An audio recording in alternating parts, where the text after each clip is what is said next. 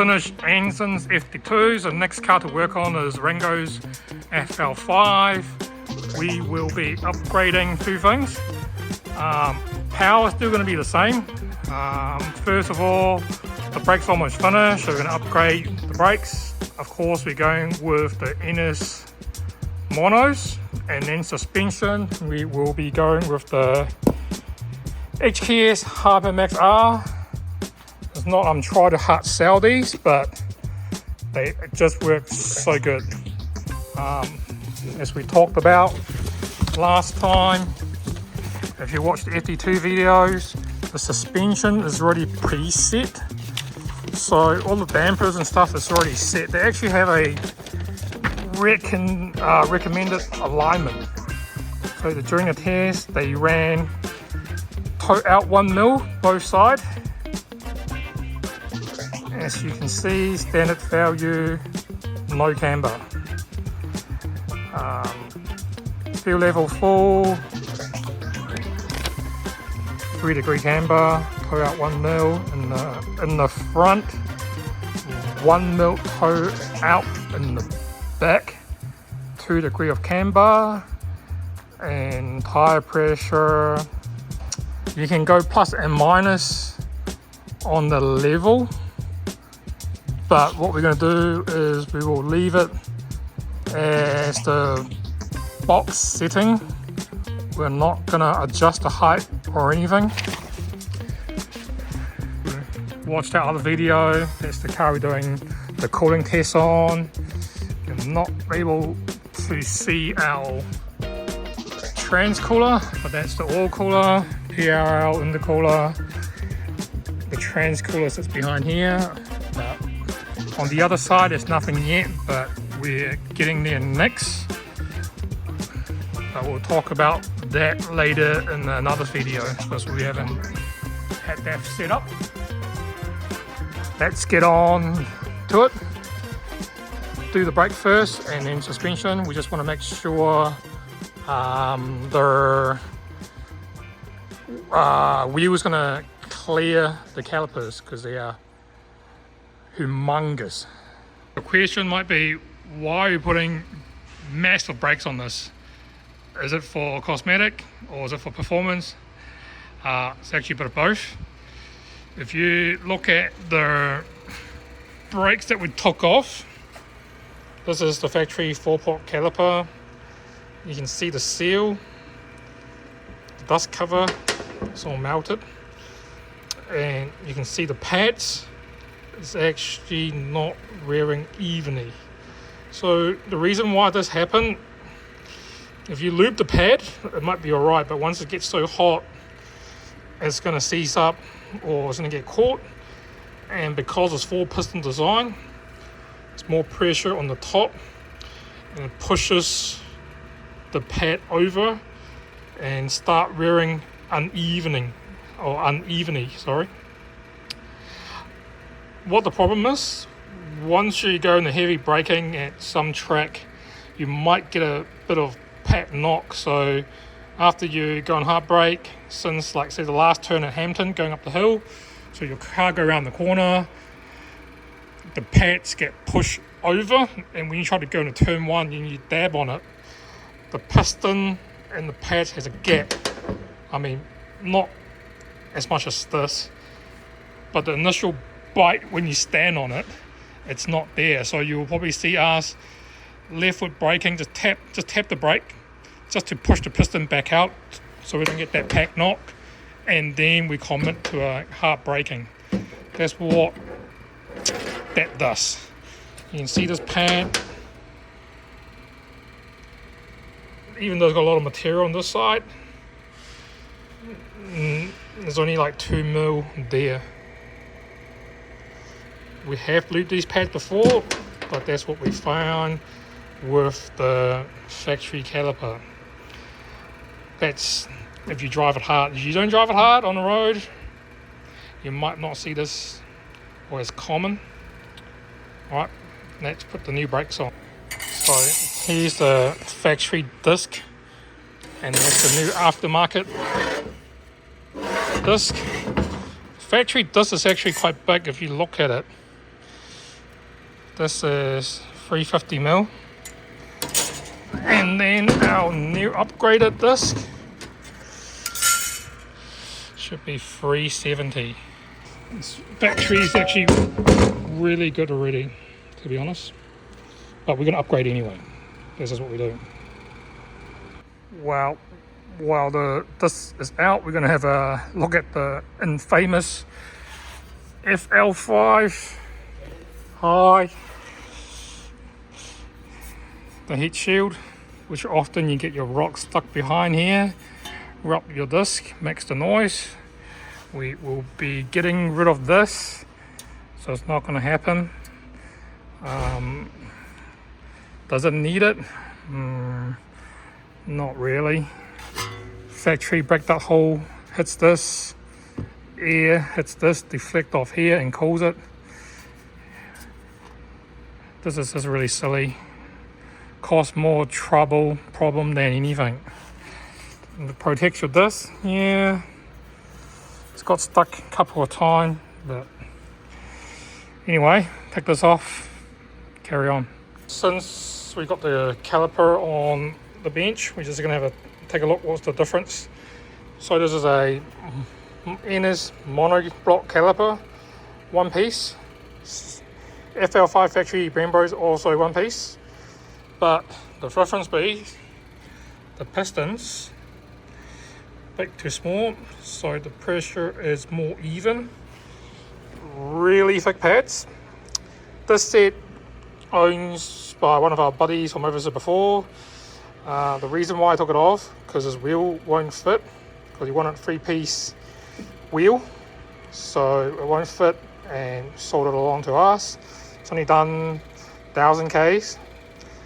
Gonna start with MX72 first, but we've got some other compound pads coming, so we'll try it first, go to a test day, see how it feels. It might be alright. We've driven another car with more aggressive pad. The braking actually become uneven. The back was keep lifting off the ground under braking. So for beginner, under heavy braking is really twitchy. And we will try and use the pads to adjust the bite point and the brake balance. With the car of ABS, there's not much you can do. The only thing you can do is changing the brake pad material, just like our 86 in Japan where we did scuba. Massive caliper, hopefully the wheels fit. Well, new brakes is fitted, next will be the shock, but before that we're going to make sure our wheel is going to clear the caliper. Okay, moment of truth. Is it going to clear? Oof. Ooh. Do we need to buy new wheels? Oh, it's pretty good. Still got actually a lot of gap here, and heaps of gap between the caliper and the barrel. So I was worried the caliper is too close to the wheels and you can get rocks in there, or end up scratching the wheels or knocking off the weight balance. But it's pretty good. Nice. Well, this is the road rim. Just misses. Look at that gap. Fuck.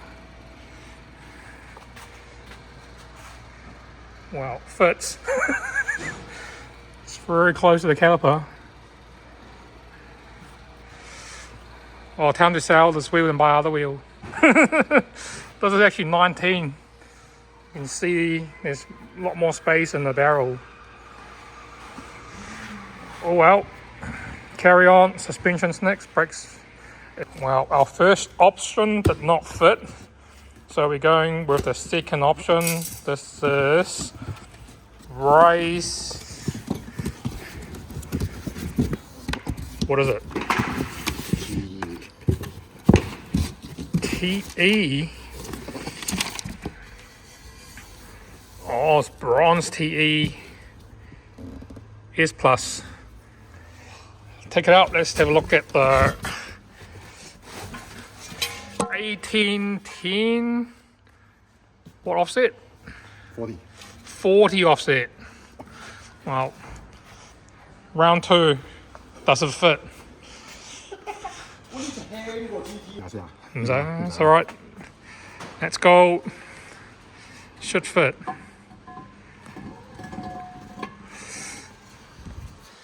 That's a bit better. Heaps of room. Oh, looks like someone's buying TE instead of FNGT. We're not going with the HKS theme though. HKS is NS with Adfan wheel and tyres. Heaps of room.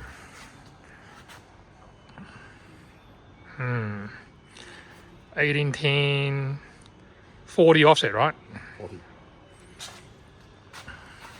Nice. So with a 1810 40 offset wheel, you'll need at least 3.5 4-degree camber for that rim to stay in the guard. Well, rear suspension is out now. It's quite simple. 2 bolts in the bottom, sway bar link, bottom lower arm bar.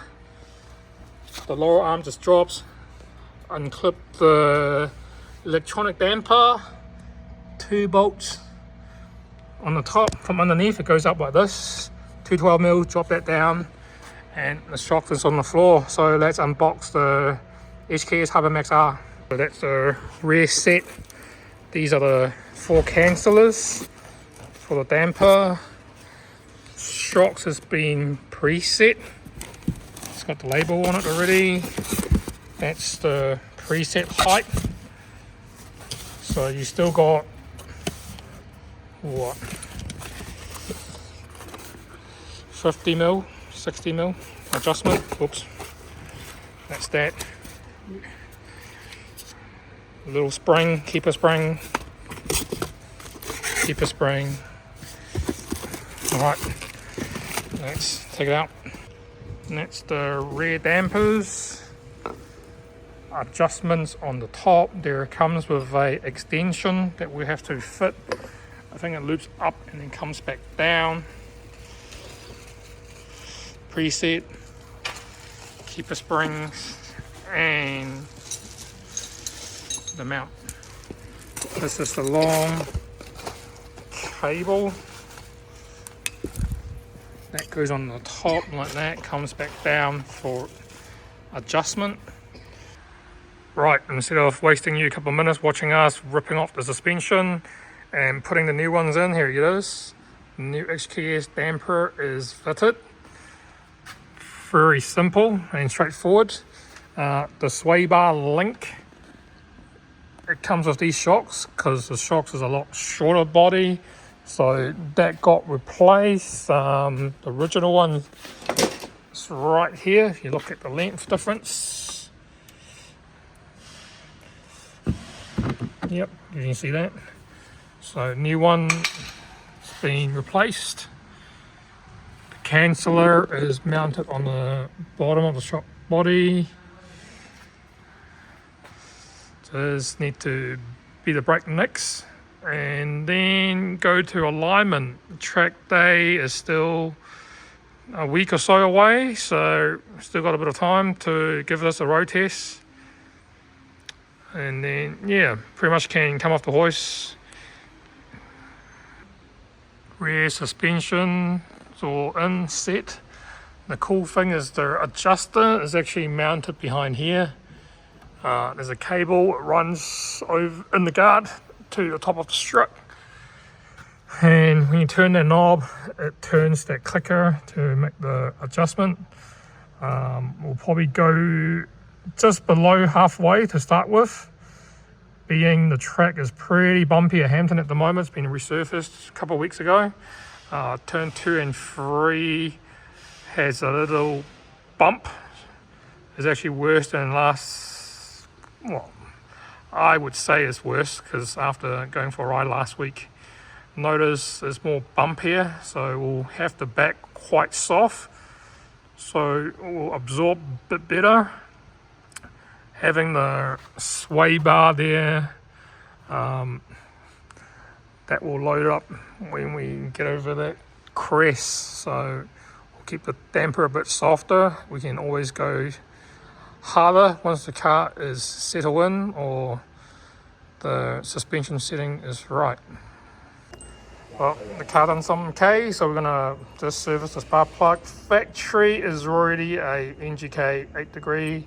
We're going to HKS Super Racing.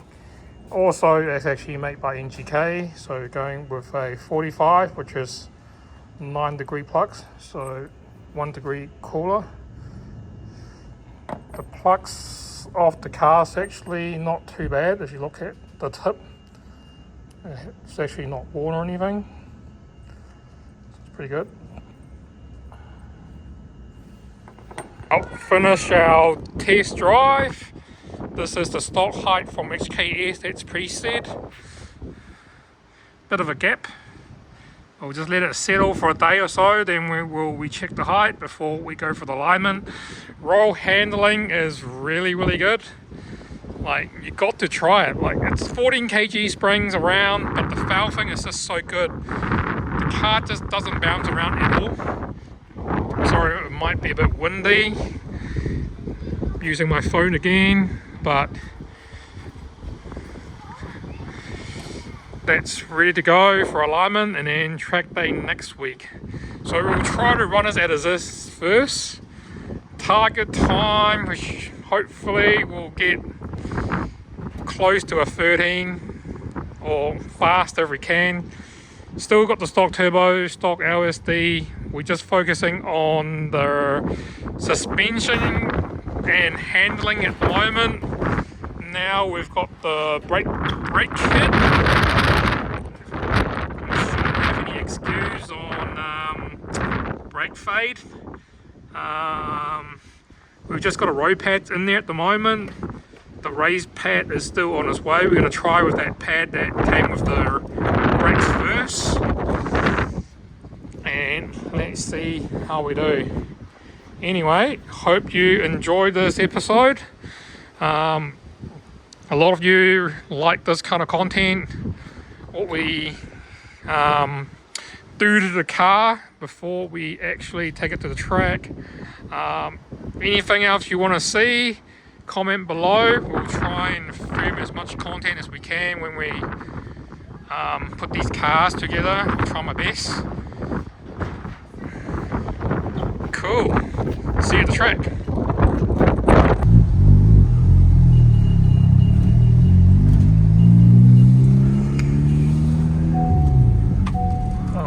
We finished one and starting on another one.